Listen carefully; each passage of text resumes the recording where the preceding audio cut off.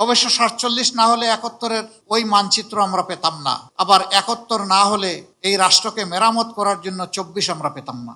একটি রাজনৈতিক দলের ইশতেহার একটি নির্বাচনকে সামনে রেখে এটি কোনো দলীয় কর্মসূচি নয়, বরঞ্চ একটি জাতির প্রতি একটি দলের চিন্তা, তার ভিশন, তার পরিকল্পনা এবং কিভাবে সে আগামীর দেশটাকে সাজাতে চায় তার একটি জীবন্ত দলিল, যা জনগণের কাছে এটি জীবন্ত একটি ডকুমেন্ট হিসাবে থাকবে।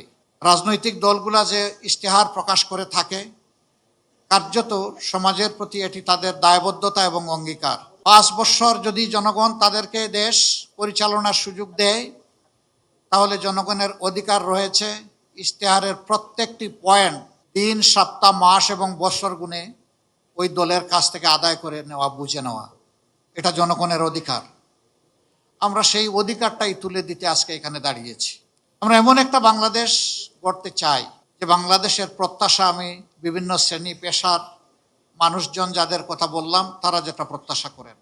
দুঃখের বিষয়, আমরা 15.5 বছর তৎকালীন সকল বিরোধী দল, এদেশের সুশীল সমাজ, সাংবাদিক মহল, আলেম ওলামা, কেউ নিপীড়নের হাত থেকে রক্ষা পাননি।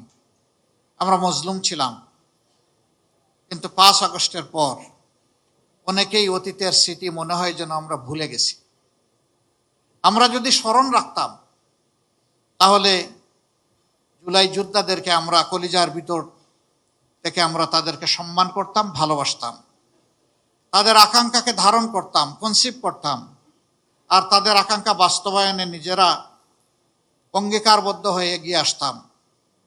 হ্যাঁ, কেউ এসেছি, কেউ আসতে পারেনি। কেউ এসেছি পরিচ্ছন্ন একটি বাংলাদেশ গড়ার অঙ্গীকার নিয়ে, নতুন একটি বাংলাদেশ গড়ার অঙ্গীকার নিয়ে। যে পথে বাংলাদেশ চলছে সেই পথ থেকে বাংলাদেশকে রাজপথে, রাজনীতির রাজপথে উঠানোর অঙ্গীকার নিয়ে।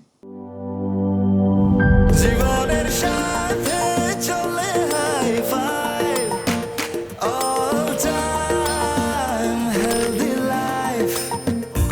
নিশ্চিন্তে খান, স্বাস্থ্যকর অল টাইম পান। All time healthy life.